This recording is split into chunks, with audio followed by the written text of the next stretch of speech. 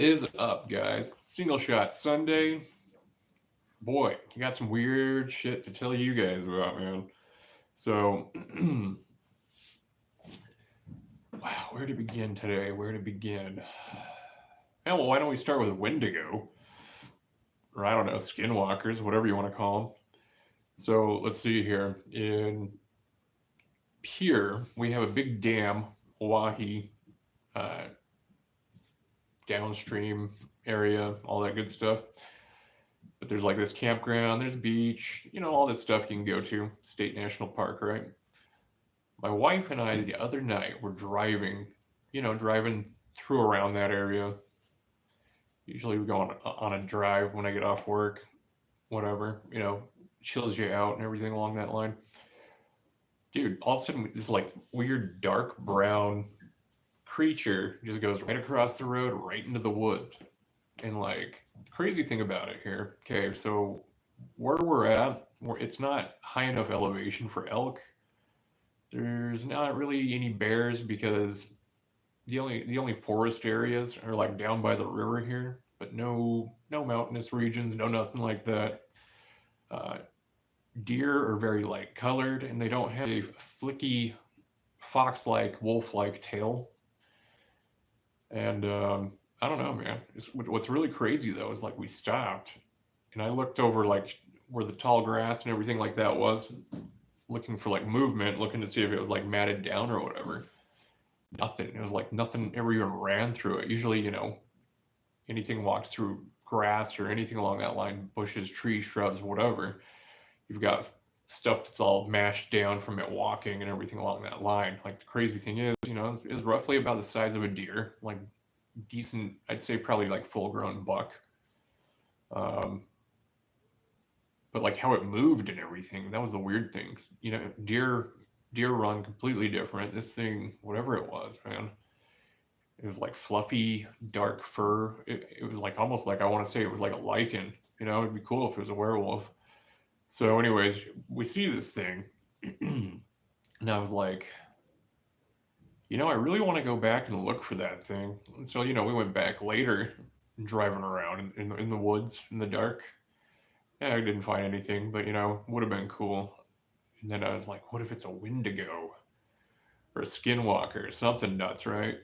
But I don't know.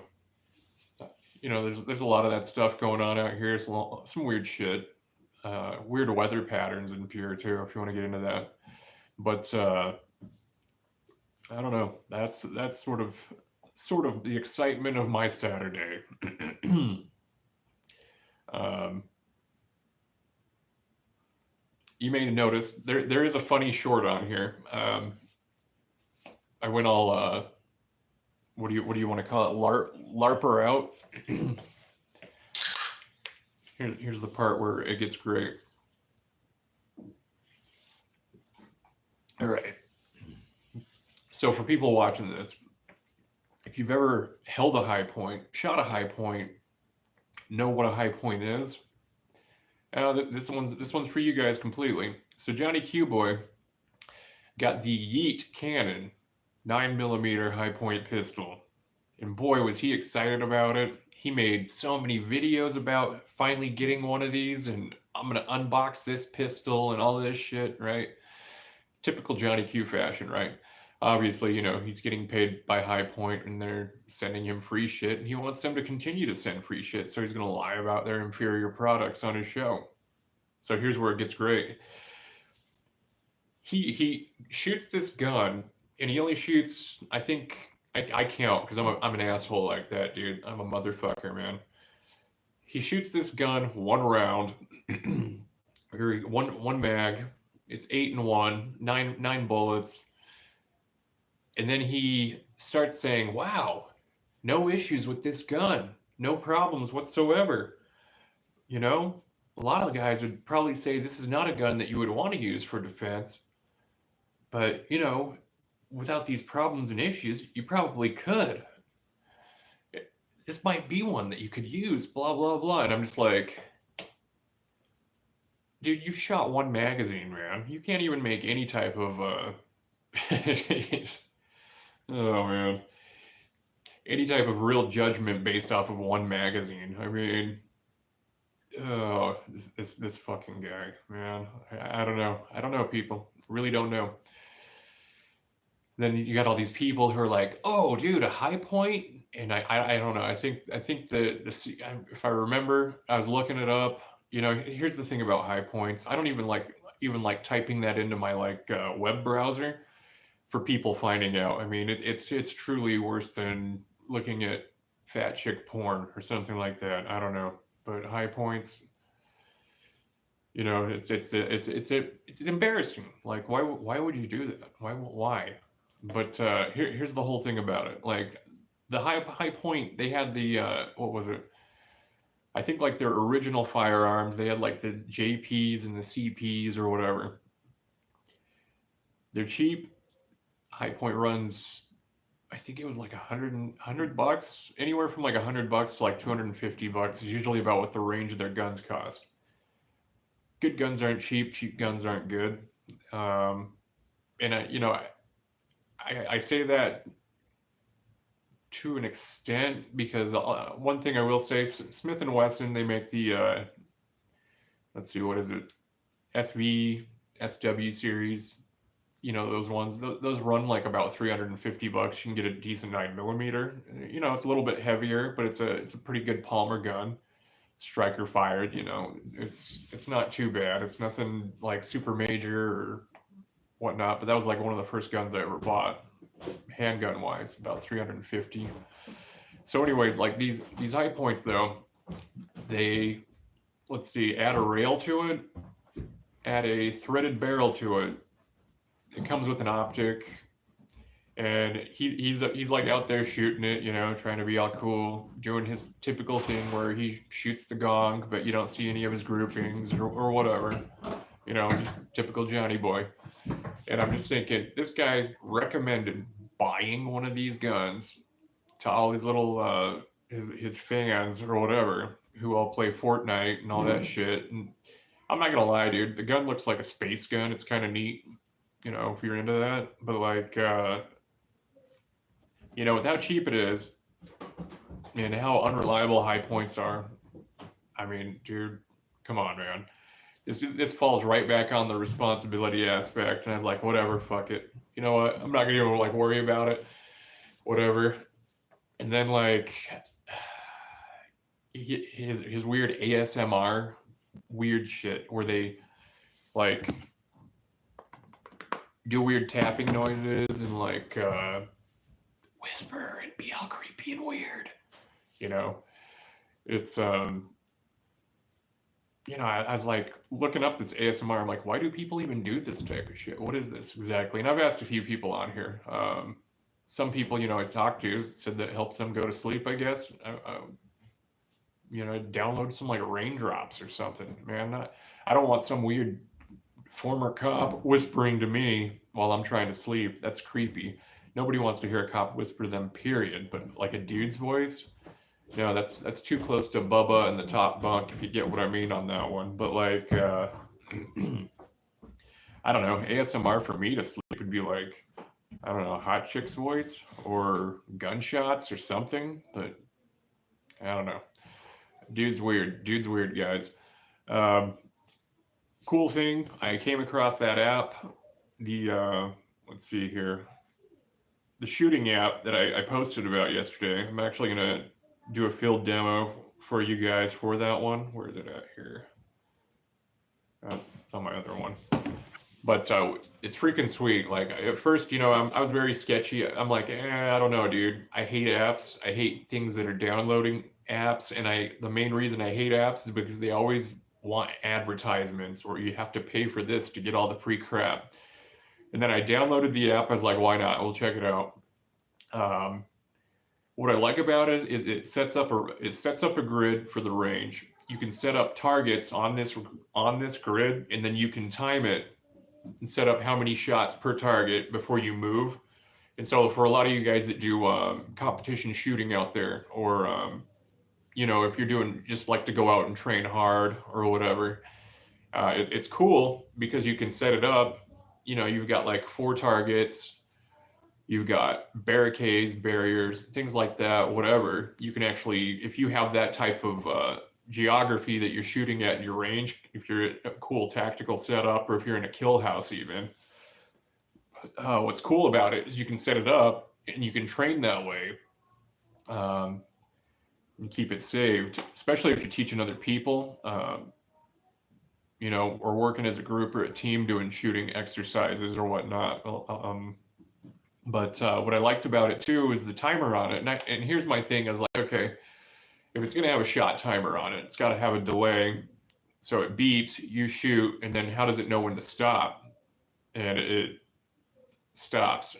I mean, you can program it and set it, and it actually uses the microphone and picks up how many rounds you're supposed to shoot. So, like for instance, a lot of the shooting drills I do for one of them would be switching to sidearm drill, right? So I would put one round in my rifle, I'd have my sidearm, I'd shoot my rifle, and then I'd do transition over to pistol, secondary, fire off 2 shots, and then after that, that third shot, second shot from the pistol, it would beep and stop, and then I'd look at my time and see what it is on that, and try to progress better and better. Surprisingly, so far with it, it's worked. And normally I don't like apps, like I said. Normally I wouldn't promote apps because I'm not really a technology type guy. But this app, it's pretty cool. I gotta say, man, I'm pretty impressed with it. You can select which calibers, what type of firearm you're using, everything like that on this app, which I thought was kind of interesting. I haven't really figured out the breakdown on it yet. But calculating distance and stuff like that, which is nice. I mean, from let's see here, the typical shooting range you guys see me go do, targets from entrance to the actual target itself is, let's see, 40 yards. I calculated and broke it down, dude. It was like just following the app itself. Actually, it was like 39.8, so it was pretty damn close, pretty close to what. So the accuracy on it's not bad. It takes wind, your average wind speed, everything like that. You can calculate for you long distance shooters out there. Hey, welcome, Colby. Welcome back, sir. So it's just something strongly, recommend checking out. If you don't like it, you don't like it. It's cool. I put the information on it. It's on my community page, and then there is that short that I dropped about it, and then I'll do some live stuff with it later today when I get out there. I haven't got out yet. It's early in daylight savings time, and I forgot about that. But that's something pretty cool. I recommend you guys check out. What was the other thing on my list today? Body armor. All right, so I've been asked a few times about these Tesla trucks that are bulletproof. Excuse me, they're not bulletproof. I've seen videos of people shooting them. .223s, and 223, 5.56, NATO, whatever. It's a tactical round. It's not really that big of a heavy duty round though. It's small arms. Watching this Tesla just get holes put into it. Not even close to body armor, man, or armored vehicle or anything like that. Yeah, the Cybertruck, exactly. Yep. There's people that are actually like shooting them to see if they're actually bulletproof. And oh man, it's they're just putting holes right through them, with small rounds, nothing big, nothing major. So I don't know. I'm not sure. I'm sure you can probably just check it out on YouTube and look it up. You've got people doing dumb shit all the time. But 223 is not that much, man. I mean, most of your like mid-grade body armor, if it's decent, or even some of the lower grade body armor, you're going to stop a 223 round because it's not meant for like long distance. It's not really an armor piercing round. It's a tactical round, and it's decent for up to so far. But I mean, if you're going to go shoot a damn Cybertruck, whatever, with it, and I just wonder how much money those Cybertrucks cost. In fact, let's look it up. But you've got people doing dumb shit like that, and it's just funny to me. I mean, don't get me wrong, dude. If I had the type of money to do that, I'd totally do stuff like that. Don't get me wrong. I'm not gonna lie. But these cyber trucks, let's see the cost on them. There's actually somebody around this area I live in that has one. $99,000, man. Someone inside and he was fine. Seriously, Colby? I don't know, dude. 50 cal. What type of 50 cal though we're talking about here? I mean, 50 caliber. We're talking about 50 caliber Smith and Wesson. We're talking about 50 caliber, BMG. What are we going off of here? Because most people, when they hear 50 caliber, they think the Barrett, dude. And they think the big, big old bullet or whatever. But then you've got your 50 Smith and Wesson and all that shit, dude. And those are, I mean, your Desert Eagles and all that junk. I don't know, dude. Seriously, this is 50 caliber. I have a hard time with that one. I'm gonna have to look that up, dude. 50 cal Cybertruck. Okay. I mean, I'm not saying it's not. I'm not calling you a liar. I'm just kind of like, I'm kind of curious now because 50 cal rifle, 50 caliber Cybertruck. All right.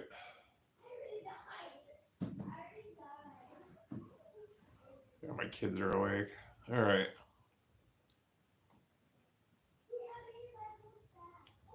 Cybertruck, 50 cal. Okay.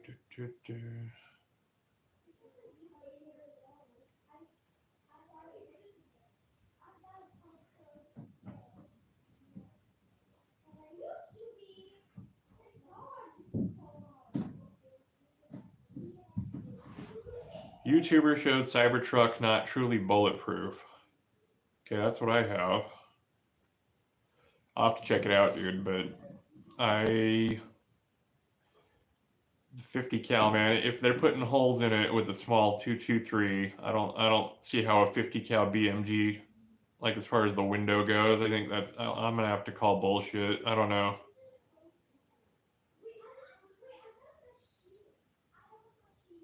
We'll watch it. We'll watch it. We'll do a breakdown. That's I don't know, dude. I mean, if it really is like that, if the armor on it is that great, dude, that's freaking awesome. I mean, I have a hard time believing that though. I mean, it's just that. I mean, man, the ballistics on a 50 BMG, dude, freaking nuts. I mean, I've shot them a few times, and I just think, good lord. But I don't know. We'll have to check it out, man. Who knows? Who knows? I mean, I think that would be way cool if that's the case. If it's really that windows are that strong and that powerful. But for sure. So, but like as far as the body armor goes, though, man. I mean, like, okay, if the windows are that well, how come the rest of the car is not that way? I mean, you know, you're watching the video. I mean, they're Swiss cheesing it up, shooting the back of it and everything like that with just a 223 and stuff. But Sonny Money, one of the guys that supports my channel, watches it. He was saying something about they were just popping one with a 223. Didn't seem like I mean, it was jacking the car. I don't know. I don't even know what's really unique about the Cybertruck, to be honest. I mean, I don't know. It looks like it's out of like an old Nintendo video game or Tron from the 70s, like the original or something, or like a DeLorean beefed up. I mean, I don't know. That's interesting though. That's pretty cool. We'll have to check her out and see what's up with that. Um, I was thinking about something the other day with the with the assassination attempt on Trump. The first one with that kid. What was it, out in Philadelphia? The one where they nicked his ear or whatnot. I didn't know that, Colby. Seriously. So basically, all the panels, everything are square shaped, or what do you mean? As far as piece, what do you mean by that? Because now you got my attention on this Cybertruck thing, dude. Not that I could ever afford one. I'm curious. Is it like what do you mean by square? I really don't know a whole lot about it, to be honest. I've seen a couple of them driving around this summer when me and my family, we went to Florida for vacation, you know, like Disney World and all that junk. We saw a couple of them driving around Orlando, and that's about it. But when you get in the truck, everything's square: seats, steering wheel. Oh, no shit. All right, I'll have to check that out, dude. That's nuts. That'd be weird. Huh. Square steering wheel? Man, my ADD's kicking in. I'm like, okay, let's check that out. You're gonna derail this here. So, square steering wheel. So would it even be called a wheel, or would it be called steering console? What the hell would you call it? Because it's really not a wheel. That's weird. I don't know. I mean, helicopters, joystick, flight controls, steering controls. What would you call it? Steering plate? That's nuts. But that's interesting, man. I'm gonna have to go look that up. Thinking on that one. But yeah, like I said, first time I saw one was like in Florida, and I was like, what in the hell is that? Every single edge is not round. Gotcha. Oh, that's cool. Regardless, Colby, that's interesting, man. I'll have to definitely check it out. I'm still curious about the 50 caliber thing, dude. Like I'll have to watch that, because like ballistics, man, I don't know. I'm gonna be sketchy on that one until I see it, dude. But I mean, that sounds way cool regardless. So we'll have to definitely look into that for sure. Oh yeah, that's what I was talking about. So like Trump, you've got that first shooter kid. Okay, he had a mediocre, just your typical 5.56 or 5.56 round or whatnot. He's at 100, and I think they said about 127 yards, 130, something like that in that range. You know, not a practical rifle. You know, for where he was at, it would have been effective, yes, but as far as that goes, this kid, dude, not right in the head for starters. You know, and taking shots at a former president, not cool at all. Regardless, if you like Trump or not, you don't do that, dude. You don't shoot at our presidents, man. You've got the second dude who was on a golf course, and this is where it's interesting. And this guy. He's got the SKS rifles. Anybody that doesn't know military surplus should get out and check it out. SKS rifles are freaking awesome. They're cheap. You can buy a barreled receiver for an SKS for like surplus for shit. What did I buy mine for? I think I bought two of them for like, it was like 75, 79 bucks each off East Arco. They shipped it out to a FFL before I had one, and boom, bought them. You can go buy the stocks. Let's see, Norinco makes the paratrooper stocks.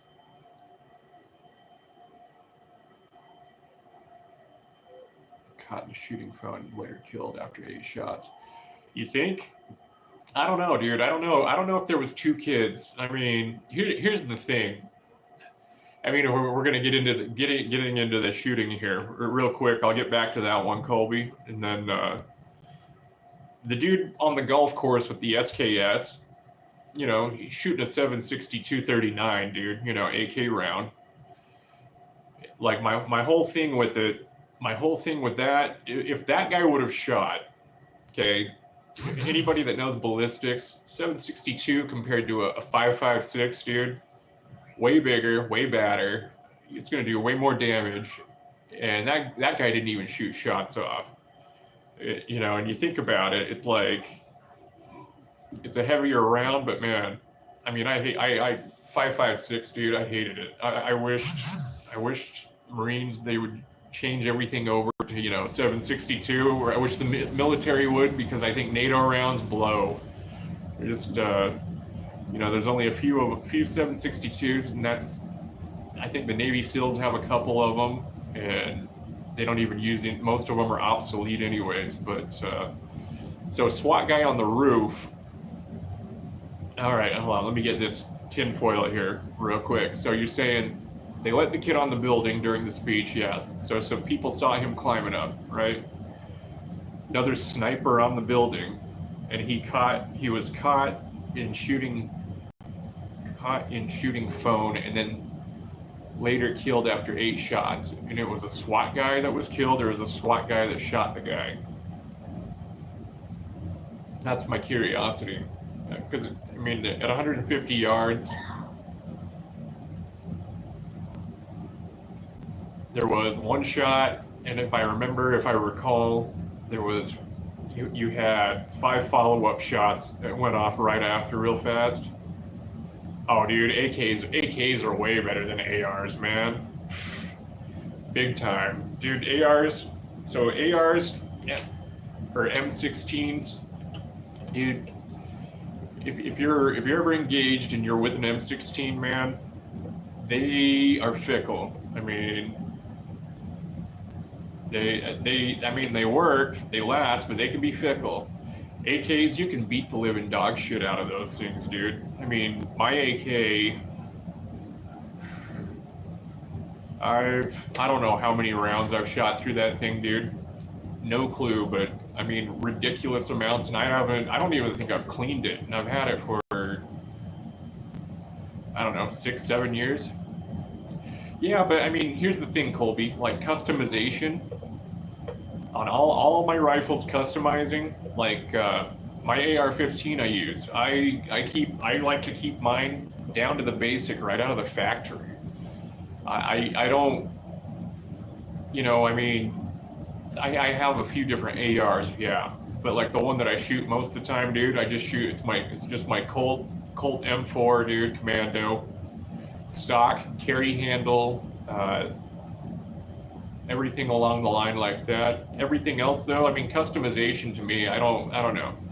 I mean, iron sights, dude, I shoot iron sights, or, on some of my like AR pistols and stuff like that, like my M9 or whatnot, or even if I use my SIG MXP, I have some red dots, but for the most part, dude, customization and stuff like that, it's just optics. I mean, you can swap bolt carriers out, and you can get all sorts of different type of stuff like that, and accessories and magpul and all that, but I mean, for the most part, man, like with AKs, it's just so simple, it's cheap. You can either get a stamped receiver or a milled receiver, and I mean, they just last forever. But ARs can have some problems, but whether it be the gas, your gas impeachment system, sometimes if that gets a little bit plugged up, you might get bolt lock, stuff like that. And that's happened to me a few times. It sucks, but I don't know, customization wise, yeah, you can put all the fun trinkets or upgrades and cool looking gear on them, but as far as reliability goes and damage goes, man, AKs, I mean, AK all the way, but I mean, each their own. Everybody will argue it up over it. I mean, it's like, for instance, a lot of people like Glock, a lot of people like SIG. SIG's the new fad right now. I don't know, I'm not really impressed with the new SIGs. The M17, the M18, they've had some issues with them, and supposedly, their strikers are just going off on them, and guys are having negligent discharges or whatever. Glock, Glock's not my favorite gun, but you know what? They're reliable. Law enforcement carries them. It's a great gun. You go to the Beretta 92 FS, man. I mean, I have one. That was a service pistol. I have one for nostalgia and memento and everything like that. I don't carry it, but it's one of my more favorite pistols to have. But most of the time it's usually just Glock 23, Glock 19. Unfortunately, as boring as those are to carry, if I'm doing stuff out on the range or whatnot, I like to go really old school, dude, and bust out the Browning high power. I mean, that's my favorite pistol, but it's each their own. It is cool. A lot of I'll admit, accessories and all the stuff on guns are way cool. Thermal scopes and different tripods and all sorts of new shit that comes out. It's neat. It really is. Oh, the Thompson, pff, get the hell out of here, dude. That's one of my favorite guns of all time, man. Dude, go on my page and look up John Dillinger's guns, dude. Colby, I've got a whole video, all about him and Thompson submachine gun, dude, 1927. Just sweet. I'm a huge, huge, huge fan of Auto Ordnance Thompson. I also got in the Gunfather series, I did a whole bit on Thompson, guy that invented it and all that stuff. Pretty sweet. You'll like it if you like Thompsons. Really sweet guns, really fun. They're very old, very heavy, but they're awesome. Great gun. But check those out, dude. Yeah, I mean, other than just lives and the comedy shit that I do on here, or making fun of people or talking trash or whatever, you should definitely check it out. But yeah, dude, the Tommy gun, way cool. I'll tell you what, from shooting them, though, there is no way in hell. Like, you watch those old gangster movies or whatever, where you've got a guy with like two Tommy guns in each hand and just spraying bullets everywhere, dude. It's like, okay, those are 45s for starters. Those drums, how much they weigh. Oh, yeah, dude. In Prohibition, Chicago, they were called the Chicago typewriter because it just. I mean, Al Capone, St. Valentine's Day Massacre, you had everybody using those bad boys. 1920s during Prohibition, all the way up until the Tommy gun, they stopped using them for the most part, the US stopped using them around Korean War. They still had Tommy guns in Vietnam, believe it or not. But, they were pretty much phased out by that point. So heavy, but yeah, the all the alcohol runners, all that stuff. Oh yeah, big time. You also had the FBI though. Once the FBI was more established with J. Edgar Hoover and all that in the 30s, the FBI started carrying them around too. I mean, because put it this way, federal government law enforcement was a joke during those times because all the money was getting pushed out to World War I. All the rebuild, all that stuff. Great Depression hit, stock market crash. Then you've got World War II in the 30s starting up, and all the money, everything like that, is going out to those places. Meanwhile, finally, federal agencies and law enforcement were getting funded so they could actually have cars fast enough to catch up with these guys, or have guns that they can actually keep up and outgun these guys. Because I mean, let's face it. Let's see. My grandfather was telling me before he passed away. He was a sheriff's deputy. They had 357 revolvers because the Colt 1911 pistols and all the semi-automatic pistols at the time, 60s on up, jammed, or they didn't hold enough bullets, or they had so many problems they were fickle. And so, like, they had the revolvers for the longest times. They're issued sidearms, but I mean, it's the mob guys and all them, they had money. They could buy imported firearms from Germany, or they could, go get some Thompson submachine guns, go rob some banks. I mean, and hop in their 8-cylinder cars, dude, where meanwhile, law enforcement, they just have these little tiny V6s and not the V8s they can't keep up with. I mean, it's crazy. It's crazy to think that Prohibition, just how that time and era